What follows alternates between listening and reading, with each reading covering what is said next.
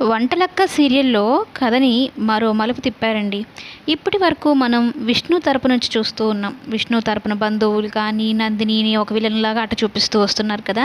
ఇప్పుడు వరలక్ష్మి సైడ్ నుంచి అనమాట. వరలక్ష్మి వాళ్ళ నాన్న తరపున బంధువులు. అంటే వరలక్ష్మి వాళ్ళ వదినలనమాట.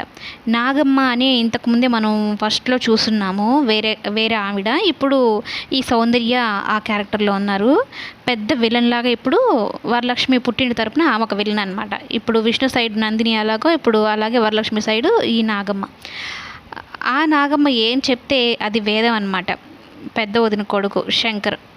ఆ శంకరు తన తల్లి మాటల కన్నా కూడా ఆవిడ మాటలే వింటాడు. ఆవిడ వరలక్ష్మి కూతురిని కిడ్నాప్ చేసుకొని రా అని చెప్పంటే ఇతగాడు వరలక్ష్మి కూతురు వెన్నెలని కిడ్నాప్ చేసి తీసుకొని వస్తూ సెల్ఫీ కూడా పంపిస్తాడనమాట. దారి మధ్యలో వెన్నెల ఏం చేస్తుందంటే నాకు వామిటింగ్ వస్తుందని చెప్పని, వాటర్ కావాలని చెప్పని వామిటింగ్ చేసుకొని వాటర్ తాగుతున్నట్టు తాగి నాకు వాష్రూమ్ అన్నట్టు చెప్పి అక్కడ నుంచి వెళ్ళాలని పారిపోవాలని చూస్తుందనమాట.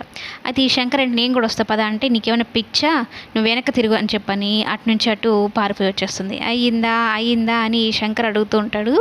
ఆమె నుంచి ఏ మాటలు వినపడకపోవడంతో వెనక తిరిగి చూసి ఒక్కసారిగా వెన్నెల కనిపించకపోవడంతో వామ్మో భలే బురుడి కొట్టించి తప్పించేసుకుంది ఇది.